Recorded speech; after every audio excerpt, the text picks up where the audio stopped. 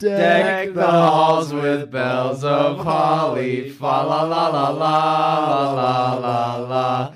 'Tis the season to be jolly, fa la la la la la la la.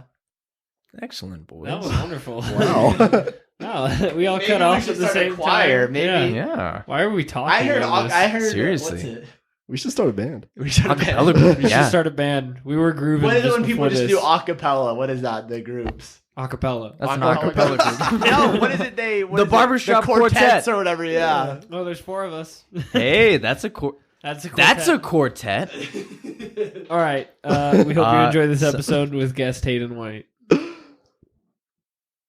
Hello, everybody. Welcome back to the podcast. We got a special guest, Hayden White. Yeah, Yeah, boy. it's on the eve of his last day at the Wig. So to commemorate this, we're talking about Changing jobs. changing careers Oh, and changing boy. jobs, because I think we've all changed jobs in the last At least year or once. year and a half Yeah. or something. And we've all done it before at least once. All quit what you watched in the last year. We've all We've quit all- Wig Wash. We've Yeah. all had our time there. Yeah. We Served our time. Yeah. We put up with the wiggy wash. We put up with it. There's just something special about going back to your high school job, you know? Like sometimes I'll come back and visit Wiggy where I'm saying hi to you. I'm like getting air fresh or something. You just walk in, you're like, I spent 2 years at this place. Oh yeah. The You know what I time, mean? like I wasted so much time here. Wasted a lot of I don't. time. I try not to look at it as wasted. It's time I've learned. Yeah. I don't look at it like wasted, but it's I don't feel like yeah, I was waste here a lot for- of time with Gosh. I feel like time working at Wiggy Wash has been so fun. Like for the most part, towards the end it tapers off and it's like oh whatever. Yeah, there's gotta But- be a reason why you leave. But there's like Wiggy Wash has always had the fun to work out. Well, Like when it's- everybody worked there at the Yeah. same time, it was like this place is the best place to work in the world. It's because we had the best coworkers. Yeah, it's not that Seriously. Wiggy Wash has ever been a good company to work for. No. We're all just like this. Everybody here who works here is so cool. It's so much fun. Especially like being a manager makes it worse. It gets less fun as it goes. Being a blue shirt, that job's the shit. That you job didn't is. have anything to worry about. Oh yeah, Which you is can the do point. whatever. You can do whatever. You can stay all day, dude. You can just you're not tied to anything. You're just wherever you want. You're detailing the same car for forever. Like this is the bomb. I'm getting paid to do. Dude, I have so many stories from Wiggy.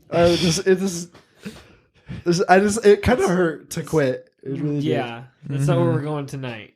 No, it hurt We to have leave. stories It for you. hurt We to do. leave Spanish Fork. It's not hurting to leave Orem because I've gotten to my point in my job where it's like, whatever, I'm out of here. I don't care anymore. This Yeah. is the last week. I don't care anymore. I'm tired of Wiggy Wash. So you don't care that you're quitting the job. How long have you worked there now?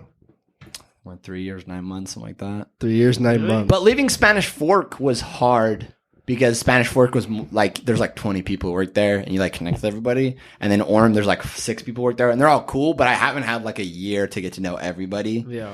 And it was like Ty, James, Garrett, Spencer, like all the people who we worked with before. That was hard to leave them. Yeah. But then like now that I'm with these people I haven't known too long, they're all just like, yeah, dude, go ahead, do your job. You know what I mean? They don't care if I leave Wiggy Wash because they just support me. They don't want me to stay there because like the thing is like if somebody who still works at Wiggy Wash has worked there as long as you or longer and you're leaving, their whole thing is like, dude, you shouldn't leave. Just come on, it's so much fun to work here. And you're like, bro, just because I'm trying to get out of here, you ain't pulled me down. This place is going nowhere. That's the Wiggy Wash mentality. So where's your new job? Murdoch Hyundai. Murdoch London. Hyundai. You gotta be a car salesman. Is that Car- scary? A little bit. Shit. Hello. Declined. It's Please, a little. It's a please excuse that. Come on. Who was it? It was a random number. I don't know. Should we call him back live? We can call him back Hey, later. what's Yeah. up? You're on live with the podcast. Hey. You just won $10,000, Braden Adams. What's your card number? We'll direct it directly into your bank account. All right, guys. sweet. 1 sec. Let me grab my card out. I'll just tell the card on the podcast that way. Hey, send it to my PayPal, and then I'll just deposit. Yeah, just Venmo me. Venmo me. Venmo me. So you're gonna be a car salesman. Yeah, it's a little scary because like it's like a straight commission, but they still pay you at the end of the day if you don't sell anything. But like the potential, the whole reason. This is what I told Brad, and Brad was kind of butthurt. I feel like I said this to him. I was like, Wiggy Wash is holding me back. I was like, I've gone to the top and you guys aren't giving me any more. I was like, but at Murdoch, I can just do whatever I want. Like, the potential is infinite.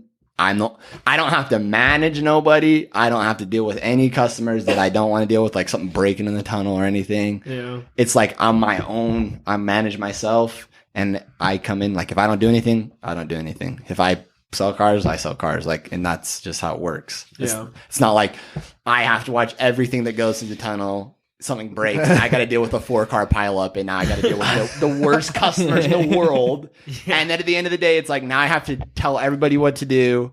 And then it's like Spanish Fork on time %, VIPs. It's like, you have to worry about so much for so little payoff that it's like, what am I doing with my time? Yeah.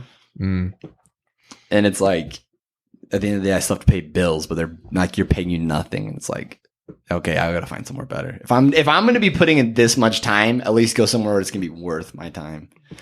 Because I just like, I tell Ashley stories about when we worked at Spanish Fork, and it was like 50+ hour weeks, and I was like, we literally got nothing out of it. I was like, I remember coming to work and then writing the board, me, Ryan, and David, and then till 3:30 there was nobody else. I was like, those are the worst days, and we were getting paid decent money to come in and just get the shit kicked out of us all day. And then they would be like, what's wrong with the site? Why is the site not functioning? It's like, because nobody works here. You're not paying anybody anything to work here. And then it was a little bit draining. Wiggy Wash did have its downfalls. It did, because it just had its moments where, like, when there was like 30 people working there, nobody was pulling any weight. So the pay was worth it. And then once people started quitting, it was like, why does anybody work here? And you can't just leave when it gets hard and like, all right, I quit too. When there's like 3 people working at the site total, it was like, whatever, I'm out of here. And then when Spanish Fork started to get all right, they're like, oh, we need someone in Orem. And I was like, all right, I'll go to Orem. Yeah. They did. When I heard they made Ashley site leader, I almost lost my mind. I freaking was like, just so pissed. And then Brad's like, oh, come up. I gave someone a ride from Elk Ridge to Advanced Auto in Orem. Because they're like, oh, just come up to Orem anyways. And so I drove to Elk Ridge, picked someone up, took him to Advanced. Didn't get paid to drive him there.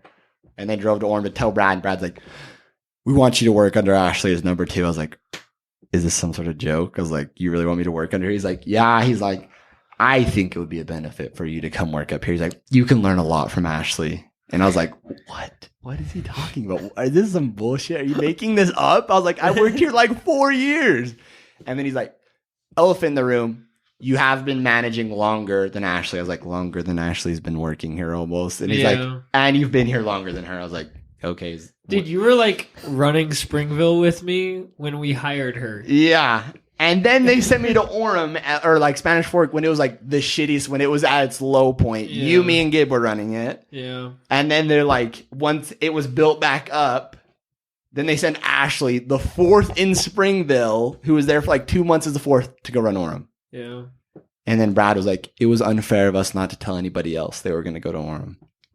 And I was like, I feel like it was unfair because Ashley, like, you prepped Ashley to go to Orem. She knew she was going to Orem, and they transferred her up there to help run it, not to manage it, to help run it, just be a blue shirt up there. And then she got like promoted like a week later. Yeah. I remember that's what they tried to do, or that's what they essentially did with me when I was 3 at Spanish. And then they sent me over to Springville to help, or to just be like the 4th there. And then I showed up and they were like, oh yeah, Jordan and Bradley, Ryan is now your boss. I was like, I didn't know that. And then I was like, oh, cool. And then what a fun way they put it. They're like, we'll have them tell him. I feel like Jordan is the one who took it so hard because Jordan was such a shitty leader. And he was just like, what the heck is going on here? And then he quit to go tune pianos with his dad. And he lived in their basement in Tooele or something. And then he came back to Spanish and everybody hated him more than they did before he left. I don't think I respect higher power. I can respect my boss. That's fine. But Jordan, dude, there's something about that guy that I'm like, dude, I can't take you seriously ever. Like, he was so bad in Springville. It was so bad to work with him. dude, he was such a dick. Like, I would I would really, really try to like be his friend, you know, like try to get on his good side and everything. And like, he was just a fucking dick. I remember like the most memorable experience I had with him was that like I was just like in like the tunnel, or not on the tunnel, in like I was cashiering. It was a rainy day, and he just comes in, and the only thing he does is he just shows me this weird song about windshield wipers, and he just keeps singing it, and then like he like leaves the cashier kiosk and just keeps singing this weird fucking song, and that was the high. Okay. was the high of Jordan for me. I try to be more positive about everything, and I like Jordan. I liked what he was trying to do. He just was completely incapable of talking to people. You had the in any way that wasn't just completely worst customer service ever, ever. He couldn't talk to his friends. Okay, but here's the thing. He tried, and at a point when I went over to Spanish Fork, no one was trying at all.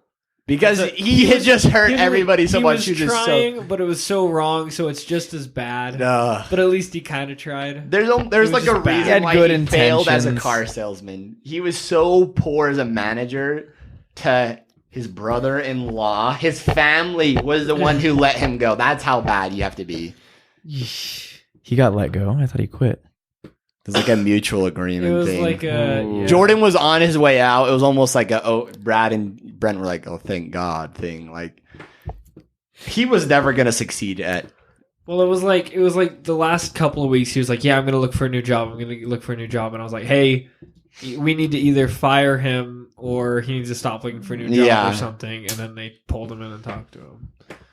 How did he pass the interview at Chevy? Like, how are they like, this guy is going to be good. Like, he is really good with they're people. like, "Hey, you know my brother-in-law? He buys like 3 new cars His a year name's from Brent you." Wiganell. Oh, no shit. That's your brother? Yeah. Yeah, we'll hire you. You just saw his chubby face. Like, this guy's going to sell cars. These people are going to love this guy. And they probably just hated him so much. Have you dealt with a lot of car salesmen before, Bray? Or Hayden? Yeah, because me and James go look at cars. I go look at cars all the time. So I just deal with it. Of course. I'm pretty good at So what have you bullshitting seen people. with good car salesmen versus what have you seen with Bad car salesman. And this is what my girlfriend's uncle told me because he works at Hyundai Murdoch. Oh, yeah. And he was dropping his mom off at Chevy, Doug Smith. Uh-huh. And he said he hadn't even gotten out of the car. He was sitting in the parking lot, and a salesman walked up to him while he was sitting in his car with the windows up at the service center and knocked on his window and said, "Hey, do you want to buy a car?" And he said, "I'm just dropping off my mom, dude." Like, how desperate are you that you walk up to someone in their parked car and knock on their door? He drives a Chevy Malibu, a brand new Chevy Malibu. Knocks on the window. "You want to buy a car?" It's like, Wait, that was Jordan? yeah, no, I don't know. He said, What if it was? the thing he said is, at Hyundai, it's super different because at Doug Smith, they just sit. People just stand on the curb waiting for people to come. Yeah. So they're just scaring people off because the second you get out of your car, they catch you and like, "Hey, you want to buy a car from us? What are you looking for?" Like, That's such a bad approach. yeah, like you're trying to It's scare awful. people off. The thing with Hyundai is what they have is like a screen in their lobby that your name's at the top, and whoever name's at the top is the person who gets the next person who walks onto the lot. So if someone's walking around looking at cars, you go to them. If they haven't left their car yet, you don't leave the lobby. Okay. And if they walk into the lobby, it's free game to whoever's kind of just closest to them. Like, "Hey, how are you doing today?" You know what I mean? So you're not scaring anybody off. So it's all, and it's even. It's not like whoever's just standing on the curb first and walks out gets him. It's they're all like even. And it's like, you usually let you walk out. Once somebody's looking at a car, they're obviously interested. Before they leave their car, dude, they could be dropping someone off. They could just be driving through. They could be lost as hell. Like, you don't just walk up to them. And then the appropriate approach, I would think, is someone's walking around the cars. You're obviously going to go out and go, "How are you doing today? You guys are obviously as interested in the car. Are you guys looking at anything specific? You looking up in any price range? What are we looking at?" And if they're like, "Hey, we're just looking," then your job is to go, "All right, sounds good. If you guys have any more questions or if you need anything, any prices or anything, I'm going to be inside. Just come look for Hayden, and then we'll talk a little bit more." Because you can tell when someone's like, "I don't want your help." Because if you're going to be pushy and like, "Hey, you want a car? You want a car? Are you sure? What about this car over here?" They're not going to buy a car from them. They're just going to leave because they're like, "Damn, I don't want to buy a car from them." If you're not pushy, they'll probably come inside if they're like, "Oh, I really like this car." Because then they'll come inside and be like, "Hey, is Hayden here?" And they'll be like, what about that car outside? How much is that car? You know what I mean? Stuff like that. Because every car dealership I've ever been to where it's like you walk around, but they ask you and they kind of let you do your thing. Like, how much is this? And they'll tell you. It's like, okay, give us a second more to look. If you're really interested, you're going to come back and look. And if you're not interested and you're just walking around, you don't want to waste their time because you're just wasting someone's time. But car dealerships are different. Especially just selling anything like big like that, it's just different. But yeah, that's signing someone up for a lot of money. $40,000. Yeah. But the thing is That's a lot of money. That's a ton of money. salesmen have like a bad reputation. I feel like because like the Doug Smith thing, it's like they're just trying to push you into that car. Just trying to poach They you. don't want you to get anything out of it. Like Ashley bought a new Corolla in Orem. She said she walked onto the lot and didn't want anything. She was just looking, and he's like, "Oh, here's a $25,000 Corolla. You want to test drive it?" And like trapped her in the office and said, "Let's just look down. Maybe we can get something for cheaper." And just pushed the $25,000 onto her. And she's like, "I cried." And he's like, and then he dropped it down to $19,000. So at the end of it, she walked out $90,000. But it's like, she cried. hey, dude, if I could cry and get $5,000-$6,000 off a car, I'd do it. Dude, if I could cry and get $6,000 off a car, I'd go car shopping. Yeah, again. but like the thing was, she's like, I didn't even go in there to look for that car. I was just looking at used cars. And she's like, but the first thing he offered me was, here's a $25,000 car. You want this? You don't go and like, hey, here's a $70,000 car. Is this the car you're looking for? It's like, dude, I got like $5,000 in my credit to go for. That is the car I'm looking for. Yeah, I can't afford it. Can you guys approve me for that much? I'll be looking What can I for get in 15 years. I make $600 every 2 weeks. Do you think I could afford this? Like, you know what I mean? But like, I feel like Hyundai's different.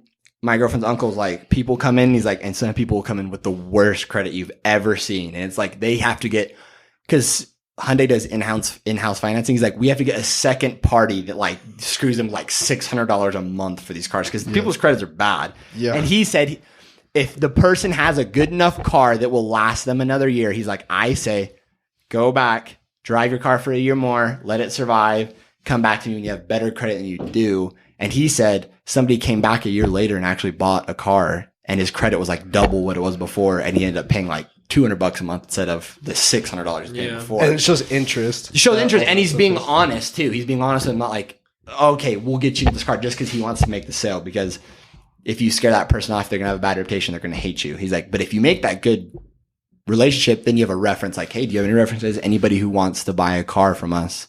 And then your name's better. And how Hyundai does it is they lay out a paper.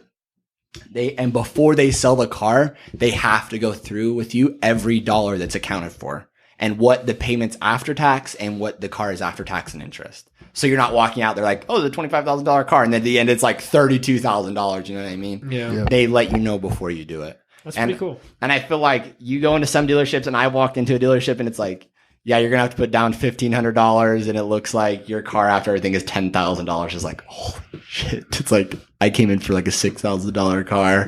But that's just how interest works. Yeah. That's but just kinda how the it goes. difference is telling someone. Yeah. And then not. And then And not trying to just like make the sale so that and just saying like, oh, we'll let them figure out. You're like talking to them. yeah, you're just So it like, doesn't you're making them blindside feel them. comfortable, not like, because like if you sold someone, you could sell someone like a detail at Wiggy Wash, but it could be like, oh, here's like a quad. And it's like, yeah, it's $150. And then like after tax, it's like $189. And they're like, wait, he said $150 at the door over there. And it's like $39 more dollars. Like in your head, that doesn't make the difference. But in someone else's head, it is, might yeah. make the difference. Sean, you were the latest one of us to buy a car, I believe. I think you bought the car last. What was that process? Did you go to a dealership or was it on like KSL? No, I was on KSL. Oh, I yeah? just like found the car that I wanted, went to the guy's house, test drove it for like 10 minutes, and then just bought it. You're like, this is the one. This is the car. This is, Yeah. I'm in love. No, like I was looking for blue cars for a while, Hyundai? and then I came across that one. I was like, that's it. Blue Honda CRV. Buying cars private has like a feeling. You feel safe when you buy a car private. But at the same time, It depends on the you feel dealership. scared. Yeah. Because if you walk into like a private sale and you're like, this car looks really clean, and then you drive it and just sort of like shit, you're like, okay, this is I made a mistake. yeah, I'm just gonna walk. But at the same time, private selling is scary to walk away from because when you're there, you drove like an hour to get there. You drove Yeah. You're just like, I'm going home with this. You're like, or I wasted my time. what am I supposed to do? Is it going to be worth me taking this? Private selling is so hit or miss because especially KSL, I've always bought all of my cars private. There's a million cars on there. There's so many cars on there, first of all, and like every picture that anyone has ever taken. Just guaranteed that car looks 20 times worse when you get to it.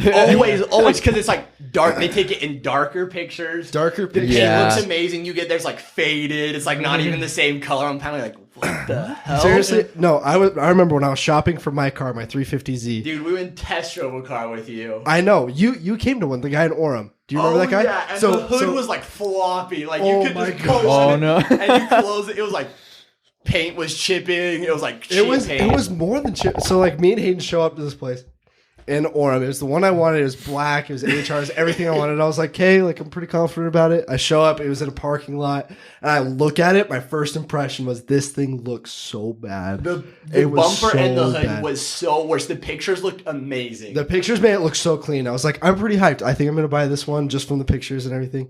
And I looked like the hood was like flaky. Yeah, it felt weirdly light. It felt like plastic. Like you lifted it up and it was like you could twist it and it like would, and you could push on it and it was like bend. It was like the cheapest hood. It was definitely been replaced. Yeah, but I was like, yeah, I'm definitely not buying this. I think I test drove it anyway. It shifted like shit. Something was wrong with the transmission. Yeah, something. Dude was like a hippie. With like what he was wearing sandals and his girlfriend was wearing like his tank top. She was definitely not wearing a bra, which I thought was really funny. Yeah. Oh my gosh. They were like two bums. They looked like two bums. They were probably living in this car. No shit. Yeah. They probably were. Yeah. And I was like, yeah, dude. And I was like talking, I was like, what are you gonna buy with this? Like, why are you selling it? He's like, yeah, I want to get a Tacoma. I was like, or I want to get a truck. I was like, yeah. I was like, don't get one of those Tacomas. Like, that's what everybody you talk to. He's like, I want a Tacoma. And I was like, oh shit. Oh. All right, he obviously didn't care. He obviously had bought it, like, what's the word? Like, without knowing what.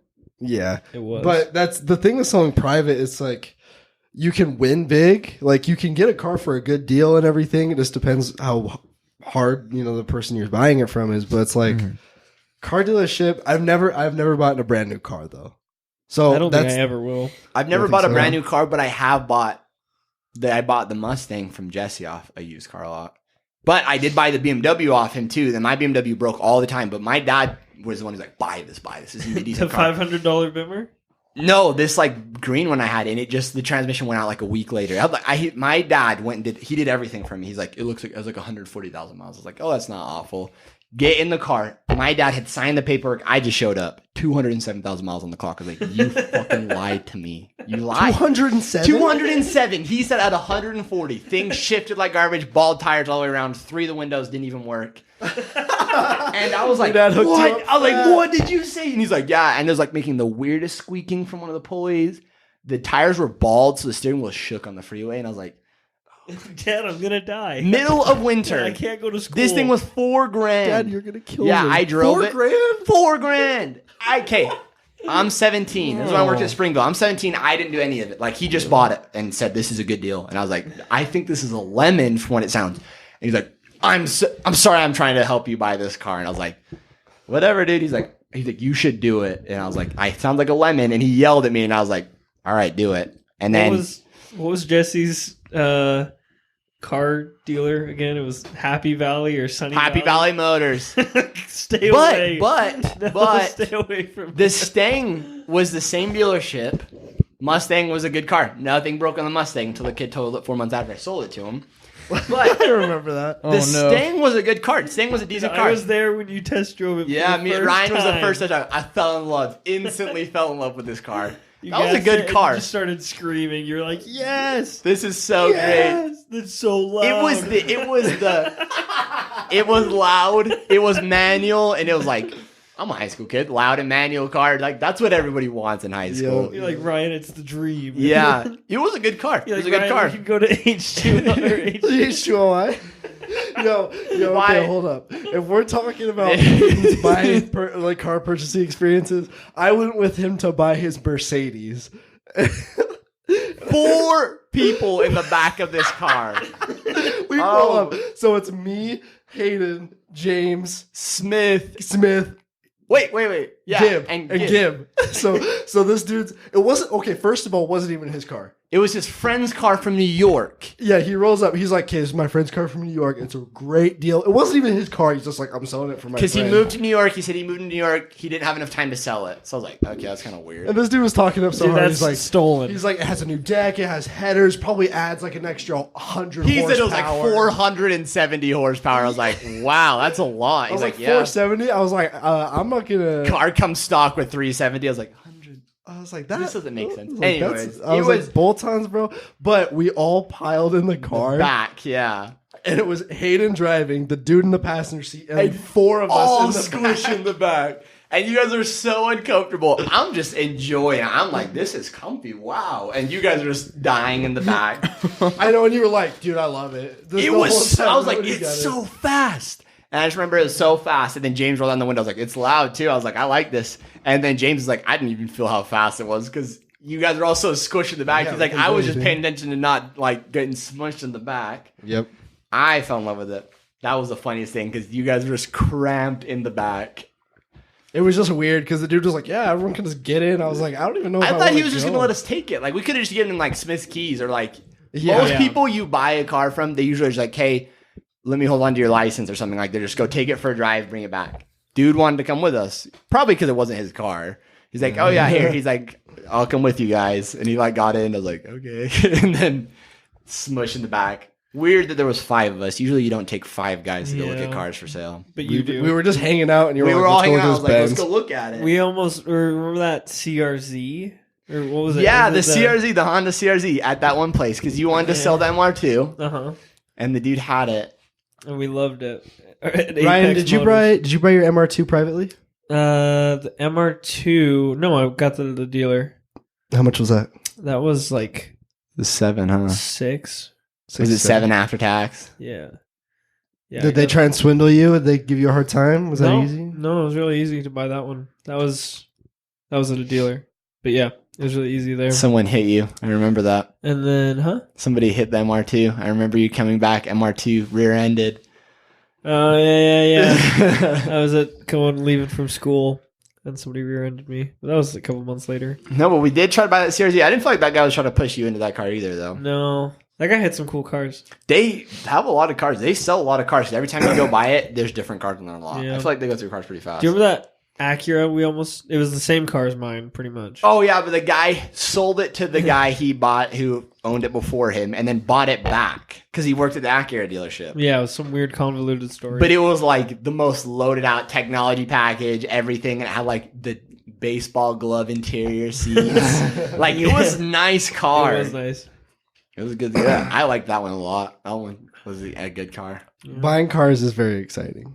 It's I need a new car. exciting I love but buying cars. scary. It's It so is. scary. But I feel like when you're buying like a new car, you don't feel that scare because when you buy a used car, the scare is something's gonna break or it's just gonna be a piece of garbage. If it's used and you're buying it privately, you're like, something's gonna blow up that this guy's not telling me. oh yeah, but then Yeah. there's that one old guy. Like you buy your car for a way old guy. I bought my car. It's a sports car, like hardcore sports Ooh, car. hardcore Well, sports no, car. no, that's what it is. but- Hardcore sports car. No, like seriously, if you look at my car and then look at the dude that was owning it, like 50-something years old. this dude would not like. I went with the test drive with him, and he wouldn't shift over 2,500.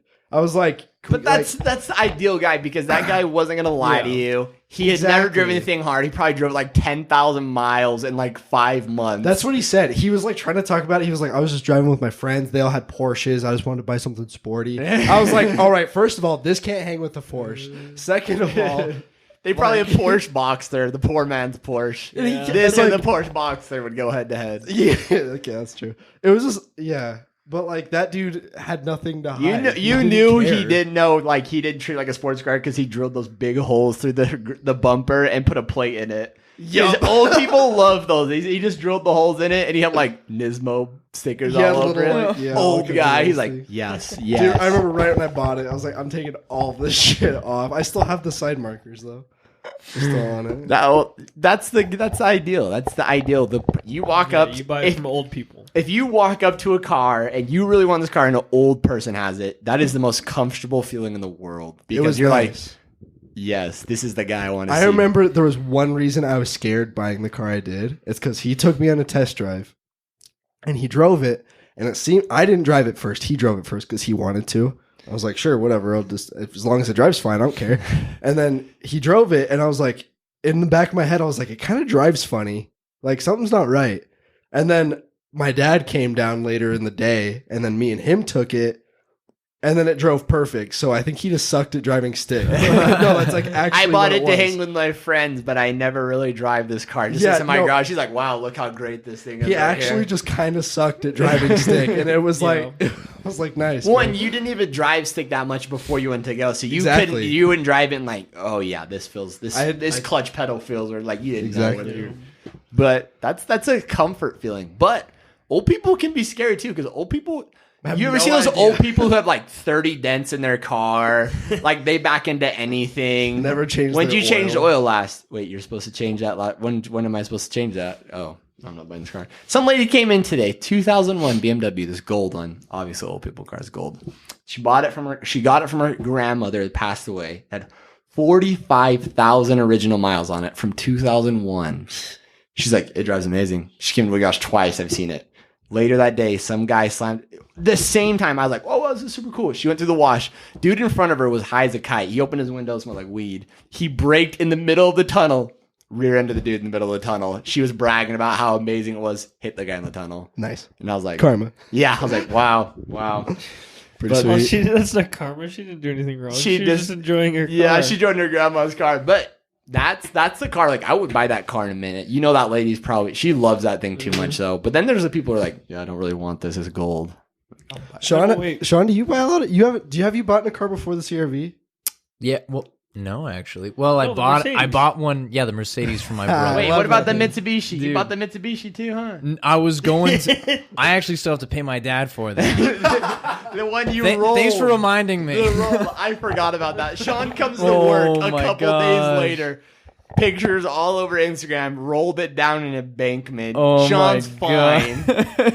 Sean's Car- alive. You I should have remember just. that day. God. You should have just bought another Mitsubishi. That thing saved your life. You should have just bought Seriously. another one. I should have posted it on like Mitsubishi's no, yeah, Facebook or you something should like have. that. They Maybe they would've would sent have you a gotten me new like a one. free No, car. my cousin rolled her Elantra when she was down on her way back from St. George. Somebody like was like knocked her off the road and she rolled it, and Murdoch Hyundai gave her like $5,000 towards a car to come in and get No. one. Yeah, so she bought a Sonata. She's like, my Hyundai saved my life, and I was like, that's whatever you want to. That's why I drive a Subaru. Milk Dude. it. The Subaru Yeah. is a Subaru. Subaru's a Subaru. The Subaru commercials. I hate those. Yeah, I rolled it, did a backflip into the water. The glass automatically shattered, and I just swam out like nothing had happened to me. That's why I buy a Yeah, Subaru. that's why I bought a Subaru. They pulled it out in the junkyard. He goes, the commercial starts it up after it's been underwater for like 10 days. He's like, wow. And that's why I bought a Subaru. It beats those ones where like the guy was in the store and he was like either gonna get khakis or like something else, and then he like got in his Subaru and went out boating. The dog driving ones, the dog just driving. It's like, what does this have to do with the Subaru commercial? It should just be a dude from Utah County with a vape. Just pack around a vape. That's why I Just bought blows a Subaru. O's out the window of his Subaru. You guys want to go on an adventure up in the Up the woods? canyon, I got a sweet DSLR. We can take a picture. Take some pictures. Smoke a dude, blunt. I just DM love the this camera. collab. 10 cases of free vape juice when you buy any Subaru. Bro, you throw that in with the Genesis when you're selling them Hyundai Genesis. Remember that guy who was living out of his car with the Hyundai Genesis in Springville? Oh, the white one. And And he said he had a nice watch because if anybody ever ran into him who was famous, they always want to talk about their watches. And he had like 20 pairs of Jordans in his back seat. yeah, and he No. offered Trevor acid one time. He's like, you Yeah. want to buy some acid? And Trevor's like, no.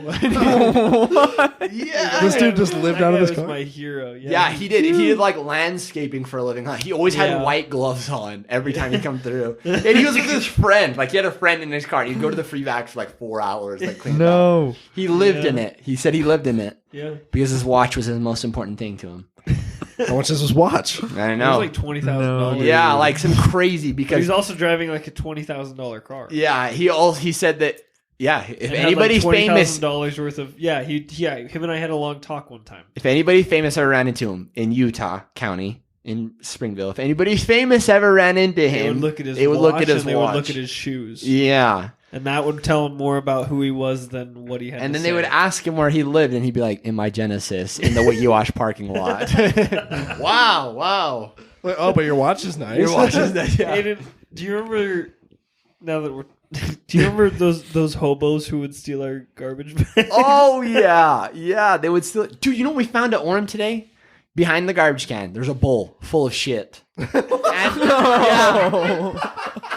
a water bottle full of pee. The hobos live behind our garbage cans, and there's needles like behind it. Oh my god! And they would go through our garbage, and they would rip up the garbage bags and go through them. And then Ashley left him a note like, "Hey, please stop leaving our garbage," because they would just take off before we get there. And then they left you a And bowl so of shit. they would take the garbage out in the garbage cans. And like every like weekend, we'd find like 6 Target carts in our parking lot because they would bring them over. And I was like, oh wow, that's weird. But yeah, bowl of shit this morning. Ashley goes over the radio. Hey, I just found a bowl of shit behind the garbage can and a water bottle full of pee. I was like, holy hell, what the hell is going on? I remember when Orem first opened, they had to kick out homeless guys. They were living in there. Yeah. They would make beds out of the garbage, but I thought that probably... There's a lot of homeless people. We have people who ask for the bathroom, and it's like, damn, the gas station's right across the street. Yeah. No, but I do remember they lived under the freaking overpass. Yeah. And Sarah was like, oh, look, there's hitchhikers. And we're like, no, those are hobos. He had like a dog. In the Yeah, front, they're like walking to Walmart with hiking backpacks on. And they used to steal our garbage bags and then pour the garbage. on the ground and On then the ground, take eating the bags garbage and and sleep in take- the garbage bags. Yeah. We could have just given them free garbage. If they would have asked for them, I would have given them to them instead of dumping our garbage out. Yeah. That was so funny. Springville was so funny. Remember that semi who hit the transformer? He hit it. He comes in. Me and Ryan are the only people on the site. It's snowing all day. And we're just sitting in the shop. And the semi, once the semi would come to that cul-de-sac, it's like a dead-end cul-de-sac in a field, you knew some shit was going down. So you'd watch. Because they had the full They would trailer. try to turn around in the smallest circle, and they would like hit like the cement barriers or something funny. And he like tries to come around, and he couldn't make it. And so he just backs up. And there's a transformer in the ground. Knocks it off. And then left. And he stopped. And he looked back and looked at the back of his trailer and then just left. And me and Ryan like, should we report this to like the cops or something? And then we didn't. And then like 4 months later, some cop came to the VIP gate and saw it, like taped it off, and it was fixed the next week. That's so funny. The semi driver was like, I hope to God no one saw Dude, that. they would We're just standing, me and Hayden are just standing at the doors, watching it for like 30 minutes just go down. Because we were doing nothing all day. I remember, and that was a funny thing, because that spot was like every semi, for some weird reason, would try to flip around right there. Yeah. And there was a watermelon patch, and they would just take out like 30 watermelons. Like they would just crush them and then back out and then leave. And I was like, wow, those poor people should have not put their patch right there. There was that day that Bradley took some watermelons from there. Yeah, and nobody ate them. They're like little ones. But then there was like, he thought someone was watching him all day. Yeah, he did. And he's like, and then he started paying like Aspen. He's like, I'll give you $5 if you go take watermelons from the field. Just run over there and take a watermelon. Because our Wiggy-Wash just sat like against the field. It was just Wiggy-Wash the field, so whatever. And then we dumped the blowers over there. Yeah. They just didn't care. We just use it as like we dump all the sewage and stuff down the side of the building. Uh-huh. Whatever. Love Wiggy-Wash. We'd also pee Very outside the environmentally building. friendly. Oh, yes. Oh, yeah. We recycle our water. So you're excited to sell cars then? Yeah, I am. I've had my memories of Wiggy-Wash. It's time to move on. Are you gonna hook me up with the Genesis or what? Yeah, you can Would buy you drive? one. Would you drive a Genesis? Hyundai Genesis? Dude, the Those G70s are are hot. cool. You can give them a manual rear-wheel drive one. I know they're hot. Yeah. Get the V8. No, they have the V6 twin turbo The all-wheel new drive. Genesis? Yeah. They have V8s. The 5.0 one, the big one, but you want the smaller 3 Series one because you can get them for like 34 grand. 34 grand. Are those the new ones? Yeah. No, I brand want new. the old ones. I want the ones. Those are the Genesis. Oh, you I'm want talking the old about one? the Hyundai Genesis. That isn't that great, but I love it. Oh, the yeah. Daddy I'll hook Tibby. you up with one of those. Daddy They have- Tibby. They have the Levante sound system. It's like the Rolls Royce sound system Yeah. or something. They're so cool. You're like, oh, these are They're actually kind of cool. The new ones are kind of cool too. New ones are sweet, but they get a lot of trade trade-ins. 34 grand a year or 34 grand a car. Just trade in the TL. I wouldn't trade in the TL. Even if I work for a car dealership, I would just sell it private. You'll get more.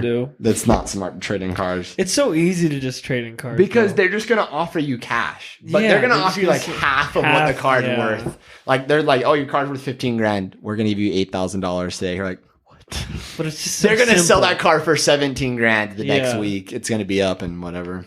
But this bad boy. That's the Genesis. Let's see.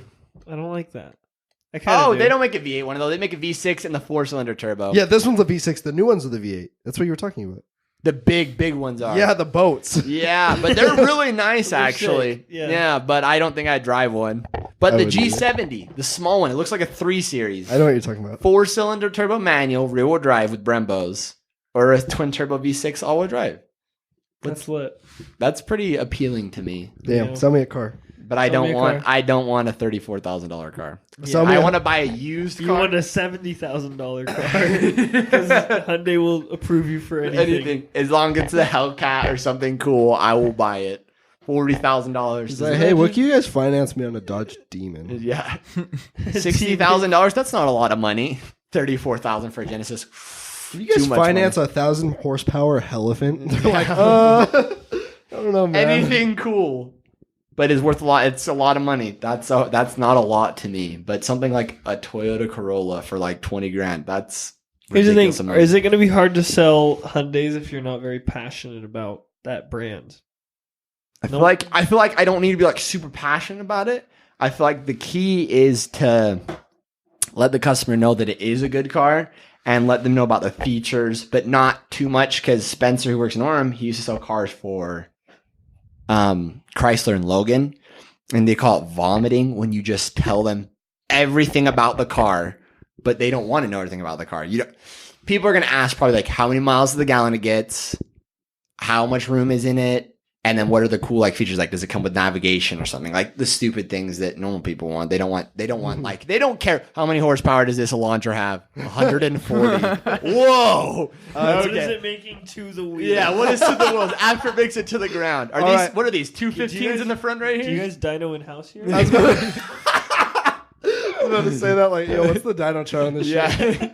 Yo, this Elantra. You want to pull one up for me right now? If I put an exhaust on this, is this going to sound crazy or what? Like, no. No. Yo, dog, if I put headers on this, can I beat my buddy's Fusion? They're like, No, let's plug it into the simulator. That's the car dealer. That's the car dealer that everybody sees. Like, I don't know, man. How good's your shifting? If you put an intake on this car will make 500 horsepower right off. You will beat anything. Off the bat. This Elantra is the fastest car you've ever driven. Some guy comes into Orem. He has a new Camry, which are actually pretty good looking, the new Camrys. It's a 4-cylinder one with red leather interior and everything. He wanted a V6. He test drove the 4-cylinder, and the guy's like, yeah, this car has less than 50 miles on it. Once you break it in, you'll feel the power hit more. And the guy doesn't know anything about cars. He just bought it. He just wanted the V6 one because his friend said, buy the V6 one. It's faster. You're going to like it more. He's like, all right. And the guy was at lunch and he's like, I don't have a lot of time. He's like, let's just get all the paperwork signed. We'll get it finished up. And by the time you come back, you can come pick it up. Dude goes to his buddy. He's like, look, I got it. And he's like, let's see under the hood. And he's like, this is a 4-cylinder car. He's like, no, it's not. They said it was a V6. He's like, no, this is a 4-cylinder car. And he's like, that can't be right. Yeah, that's what happened. It has to be that dumb though, right? I feel like there's people that dumb that'll buy cars all the time. Sales are going to be manipulative, but like you'd be surprised. Yeah, I feel like that would a normal person who just their friend just tells them buy the V6 one, it's going to be faster. Who's probably owned a Honda Civic before, nothing fast. For like that might be let me just let it break in. It'll probably gain a couple more horsepower because people they'll think it'll gain a lot of horsepower. Yeah, because I told Ashley I was like, me and Spencer were talking about horsepower, and she's like, does my car have horsepower? And I was like, yes, every car has horsepower because people just don't know. But it doesn't have horses on it. Yeah, they don't know. Nobody knows. So that's why that Toyota dealer sold that guy because he was a sucker. You know what I mean? Yeah. Because he probably charged him as much as the V6 one for not a V6 car. Exactly. And he sold it. And he's like, yeah. Well, it's like in the car world, if you're gaining 30 wheel horsepower off of like add-ons, like that's like a lot. Yeah, That's it's like a gonna ton break of in. It's horsepower. gonna double your horsepower. If you start racing Mustang GTs and Hellcats with this, you're gonna win. So wait for the break-in period. Dude, to go just by. wait till it Like breaks in. Paul when he was like, "Yeah, this thing's easily making 600." He said 700 to me. He was like, "This thing's Yeah, making he's like, 750 yeah, after I'm my gonna tune." turbo it. And then he's like, I bought these electric turbos off eBay, and I was like, those don't work. He's like, yeah, they're gonna work. Put them on. He's like, they didn't do anything. I was like, yeah, I know. I told you. He paid like $70 for this little like fan that you just plug in that like spun in your intake. He comes into Orem all the time. Oh yeah, His Charger's purple now. yeah, that's what I heard. I just remember he always used to tell me he's like, these intakes were $1,700. They're called Spectres. They are super like high-end. they just sit on top of the engine. Like they probably just They- lose power. Yeah, I'm like, dude, this is sucking Paul is in the hot Paul air. is the. I know exactly what I'm doing. I bought this. This is This is a Hellcat without all the Hellcat badges on it. Came out. Yeah, This is what I bought. Why would I spend 20 more grand for like 500 more horsepower? Because Yeah. I can get it out of this. Yeah. That's Paul. That's Paul. It's like, what about a Hellcat when I can just soup up my Charger? Duh. I have a V6 too. They're fast. They're fast. And I remember you showed me that video where the guy put like 5 eBay turbos on his car and it lit on fire. Do you know what I'm talking about? Yeah, the Lexus. Yeah. That's Haggard Garage. That's some real stuff. It only caught on fire because something stupid. Like it just got too hot because they like did something wrong and like some piece of plastic or something just caught on fire. And then like they fixed it and it ran fine. eBay Turbo Gang. I remember you almost eBay turboed your BMW and I told you not to. Thought crossed my mind. I'd only paid $500 for the car. There's not much to lose at I this had point. to talk him out of it. You can't lose anything when you only spend $500 on You can lose something. $500 and your life. I don't know. But the joy that comes with this week, $500 worth. I've lost Wait. more on less. Was it you who was in the car when it lit on fire? No, that was Bodie. Yeah, his Civic. He wired up a light bar. He said he drove to his house. He lighted it up. He's like, oh, this thing's sick. So he pulled up to his house. Car caught on fire. Didn't know what to do. He didn't have a fire extinguisher or anything. He's like, car just caught on fire. His Civic just caught on fire. That was just it. Yep, and then it burned down and he bought another one. But Bodie's, he's doing well for himself now. I just so. remember you calling me one day. You're like, dude, you want to help me turbo the BMW? I was like, This was a absolutely smart not. idea. This, in my head, this still potentially could be a good idea. If I'm making good enough money to where $500 is all right, eBay Turbo it is. I'll blow up a BMW with you. Yeah. As long as you're okay you don't with lose losing it. anything out of it. I will lose nothing. You get the joy of watching it blow up. I might lose like 15 hours of my Yeah. time, but it will probably be worth it. For the day or two of turbo fun we have out of the car before it blows up, $500 is worth it. That would be worth it. it is. Hey, can you help me rig up a car that I can drive across Utah Lake? Oh yeah, that dream is still yours. Frozen Utah Lake. He was gonna drive. What were you gonna drive across Utah Lake? The MR2? Anything, man. Anything that'll We're get gonna me we're there. gonna get He a had a golf specific car in mind. Cart. No, dude, we're gonna get a golf cart with a Mustang engine in it and just No, I rip wanted that. I thing. wanted van. the old Acura that I had. The Oh CL, the yeah, boat, the the boat. CL could have made it. You guys still have that? Yeah. Jacob has it. Did No, Jacob? it he just doesn't sits in drive the it. garage. Yeah, He because drives the something was Camry. wrong with it. He drove the Camry every day. He still came in. He bought a VIP. I know he did. Yeah. Did you sell it to him? No, he bought it. He asked for it. He came and asked for a VIP for that car. Yeah. Dude, I see him at Walmart every once in a while. That car is a tank. No. Outside looks like trash. Inside is pristine. Immaculate. Immaculate. Yeah. I remember the first thing I go to Ryan's house. He's like, look at this. This like hood, windshield shattered, hood is busted. He's like, yeah, my brother drove it. Hood lash snapped, slacked the windshield, everything. And then opens the door. Pristine inside. Looks It's like a brand perfect. new car. I was like, what? I told Ryan he should have bought it off his parents and just fixed it. It had the big They still muffler on could. it. Yeah. Had a big old exhaust Huge. on The it. tips are like baseball size. 3 inches. I asked Jacob, I was like, hey, rev that one time. He leaned over, he's like, what's revving? And I was like, just put your foot on the gas pedal and rev it a little bit. Oh man. All right. Well, I think that's gonna wrap it up. Yeah, we had So, lots of stories, babe. Oh yeah. Everyone go to Hayden to buy some cars. And Hyundai where is it? Murdoch. Hyundai Murdoch in Linden. That's a place. He will hook you up with a car and he will rip you off on a 4-cylinder Camry. yeah. I will. If that's what you want. That's fast. what you want. Wait for the break-in period. Wait for the break Anything that in. doesn't feel fast when you test drive it will be faster The when two it breaks cylinders in. will grow in as it Yeah. gets older. So yeah, best of luck to you, man. Exciting We're stuff. excited. Perfect. Thank you guys for listening. We will see you later. Love you. Bye.